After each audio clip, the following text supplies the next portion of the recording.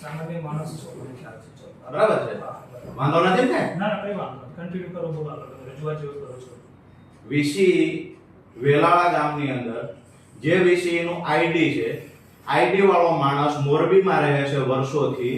અહીંયા એના નામે અધર કોઈ વ્યક્તિ આઈડી વાપરે, તલાટીની રહેમ નજર નીચે વાપરે, ગામના ગરીબ લોકો પ્રધાનમંત્રી આવાસ માટે ફોર્મ ભરે, એ ફોર્મ ભરવા જાય તો એ જેટલા ભાજપ સાથે મળેલા હોય એના ફોર્મની એન્ટ્રી કરવાની, ભાજપ સાથે નથી મળેલા એના ફોર્મની એન્ટ્રી નહીં કરવાની. બરાબર છે? આ લાઈવ થી વાંધો હોય તો તમારી નીચેના અધિકારીઓ જે કાંડ કરે છે એનાથી બી વાંધો હોવો જોઈએ તમને. તમે જે પણ અત્યારે રજૂઆત કરી કે આ પ્રકારની ત્યાં ગેરરીતિ થાય, હું હજી એનાથી આગળ કહું છે. જે પણ મારી વાત સાંભળો તમે. એના આધાર પુરાવા સાથે તમે મને અરજી આપી દો. એની કોઈ વિડિયો ક્લિપ હોય કે એનો કોઈ તમારી પાસે જે પણ એનો તમે તપાસ કરો આઈડી ધરાવનાર વ્યક્તિ ક્યાં રહે છે. તમે વિગત આપશો તો હું મારી ફરિયાદ છે ને તમને, મેં તમને હું આપું છું આમાં વિગત. હા લખીને આપી દો. બીજી વાત સાહેબ, એની સાથે સાથે એક મિનિટ સાહેબ, મારી વાત સાંભળી લ્યો. અવાજ નીચો રાખો. મારો અવાજ જ એટલો છે, મને સંભળાય છે. અવાજ જ એટલો છે. તો થોડો ઓછો કરો. બરાબર છે? થોડો ઓછો. અવાજ એટલો જ છે. શાંતિથી વાત કરો સર. અવાજ સાથે તમે શું? અવાજ આને કોઈ તકલીફ છે આપને? આ ઓફિસ છે, બરાબર? આપણું શાક માર્કેટ નથી. અચ્છા, તો શું છે ઓફિસ છે તો? આ ઓફિસની અંદર સુરેન્દ્રનગર જિલ્લાના ગરીબો લૂંટાય છે. આ લૂંટાવા માટેની ઓફિસ છે. શાક માર્કેટમાં કોઈ લૂંટાતું નથી મિસ્ટર. આ ઓફિસમાં લૂંટાય છે લોકો. આ તમારી કોઈ એવી વાત તમે કરો શાક માર્કેટમાં જે અમે જાહેર જીવનમાં છીએ. તમે તો 3 દી રોકાઈને જતા રહેવાના છો. અમે અહીંયા લોકો માટે લડીએ છીએ વગર પગારે. તમે પગાર લ્યો છો મિસ્ટર.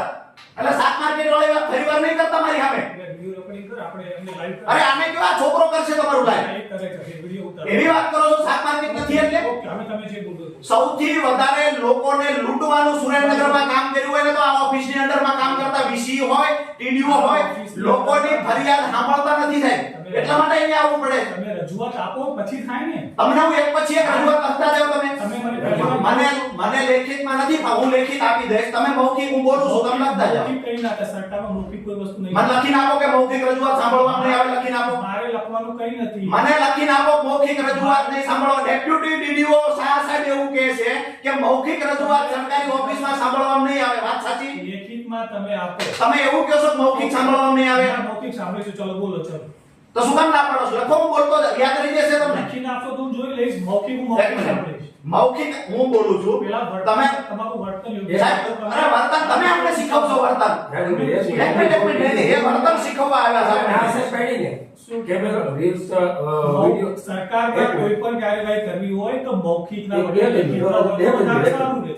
બરાબર? જે બી પુરાવા સાથે. એક મિનિટ. હા, બોલો. હું કહું એટલું સાંભળો છે. હા, બોલો.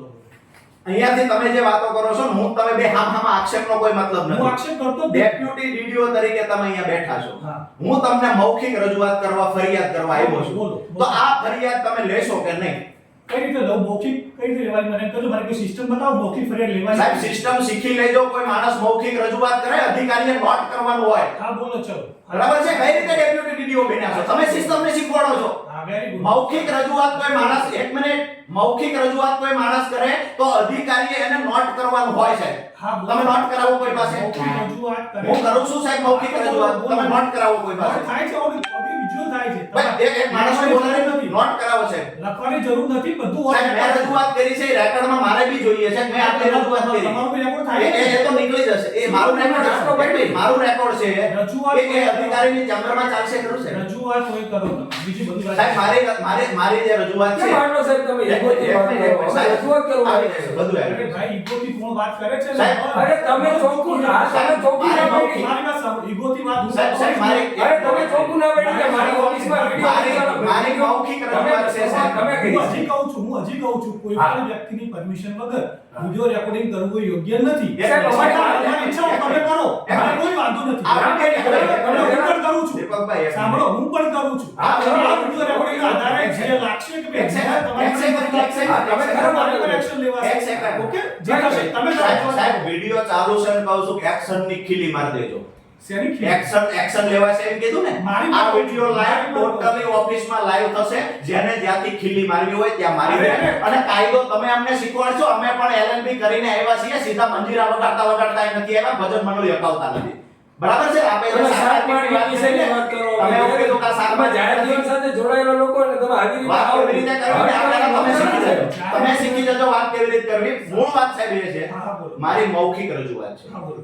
કે ભાઈ વીસી જે ગામના છે કાં તો ફોર્મ ભરવા કોઈ આવે છે સાહેબ તો એની પાસેથી 500 રૂપિયા 200 રૂપિયા 1000 રૂપિયા ઉઘરાવે છે આજ દિવસ સુધી ગામનું નામ બોલો અને એ જે રાજા હું તમને એ તો કહું છું નોટ કરો ને મારી ફરિયાદ છે તમે નોટ કરો વેલાળા ધરા તાલુકો મૂળી વેલાળા વેલાડા તાલુકો વેલાડા ઓકે વેલાડા અને ધરા વેલાળા પણ તમારા કબજો રજૂઆત મને અત્યારે આપે છે આપી દો હા, તમને લેખિત આપે છે તમે ઓછી એક મિનિટ લેતા આવે છે તમે નોટ કરી લ્યો અથવા તો તમે લખીને આપો મને આ રજૂઆત મળી છે મળતા સહી કરીને આપો લાવો ને, એક મિનિટ આમાંથી થાય છે શું એ કહું છે આ નુકસાન ક્યાં છે અમારી પીડા ક્યાં છે એ કહું છું તમને આમાં વ્યક્તિગત નથી અમારે કોઈ એના વિષય જોડે વાંધો જ નથી ગામના કોઈ બીજા લોકો જોડે વાંધો પીડા એ છે સાહેબ કે આ લાયક લોકો જો હતા પહેલી વસ્તુ તમે આમાં જે ટાઇટલ માર્યું છે પ્રધાનમંત્રી આવાસ યોજના ગેરરીતિ બાબત એટલે આની એક જાણ ડાયરેક્ટર સાહેબને પણ મને સાંભળો તો ખરા ક્યાં કરવાની છે હું જાણું છું સાહેબ હા બોલો પણ આની તકલીફ ક્યાંથી થાય છે આના બીજ ક્યાં રોપાણા છે એની વાત કરું છું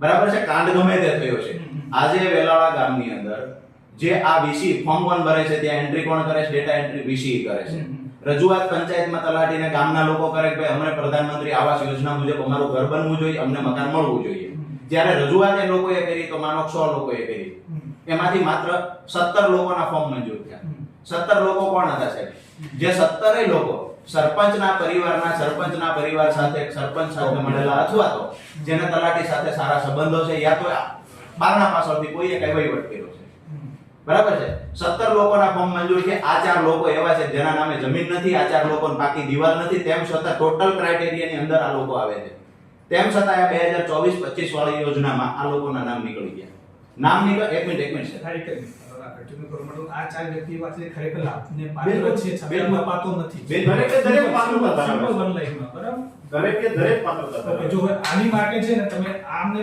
લાભ અપાવવા માટે તમારે ડીઆરડી રજૂઆત કરવી પડશે વીસીના જે પ્રોબ્લેમ છે તો વીસીને જે કીધું કે એક ગેરરીતિ કરે છે હું મારા અંદર હોવું જોઈએ પણ આમને લાભ ખરેખર પાત્ર છે અમને બી ખબર છે પણ એ સાહેબ અત્યારે સમજો ગાંધીનગર છે બરાબર છે ડીઆરડી અત્યારે અહીંયા આગળ છે સાંભળો પણ આ પ્રશ્ન ક્યાંથી થયો એ તો ત્યાં જશું સાહેબ એને લાભે અપાવી દઈશું એ તો સમજે અમારું રોજ આ જ કામ કરીએ છીએ ત્યાં પીડા લોકોની ભેગી થાય ને ત્યારે ઓફિસમાં આવીને આક્રોશ ઠાલવીએ છીએ અમે જોઈએ છીએ કે જ્યાં સુધી શક્ય હોય ત્યાં સુધી સહન કરીએ આ 4 લોકોને લાભ અપાવશું પણ આ જેના કારણે રહી ગયા સાહેબ એ વીસી ના કારણે રહી ગયા એટલે આ ઓફિસ અમારી ફરિયાદ છે બીજી વાત સાહેબ કે જેટલા બી વીસી છે ખાસ નોટ કરજો અમે એવું નથી ઈચ્છતા કે અમારા ઓફિસ ઉપર કોઈ એલિગેશન વારંવાર કરવા પડે જેટલા પણ મૂળ તાલુકામાં વીસી છે જ્યારે પણ ફોર્મ ભરવાના હોય છે ત્યારે દરેક વ્યક્તિ પાસે 200 300 400 અત્યારે સરગવાના ફોર્મ ભરાણા છે 500 થી વધારે રૂપિયા લેવામાં આવ્યા જે એક પ્રિન્ટે 5 રૂપિયા લેવાના હતા એના બદલે બેફામ લૂંટે છે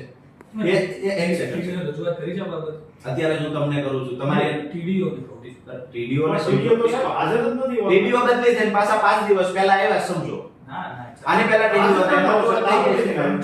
4 મહિના તો અરે ટીડીઓમાં જો હિંમત હોય તો તલાટી વેલાળા ગામના રોજ બપોરે 1 વાગે આવે છે એટલે એને 11 વાગે 10 વાગ્યાનો ટાઈમ છે હિંમત હોય તો 10 વાગ્યાના ટાઈમે બોલાવીને રોજ ડેઈલી સાહેબ 1 વાગે આવે છે 12:30 આવે આ છે બધી રજૂઆત તો જે છે તલાટીની કે વીસીની જે પણ ઇરેગ્યુલરિટીઝ હોય કે અનિયમિતતા હોય બરાબર એકવાર પ્રાઇમરી તમારે પીડીઓને ધ્યાને મૂકવું જોઈએ છતાંય એક્શન ન લે તો એની સાથે તમે રજૂઆત હું પીડીઓ પર પણ એક્શન લઈશું સાહેબ ટીડીઓ ઓફિસની અંદરમાં ટીડીઓ ઓફિસ આવશે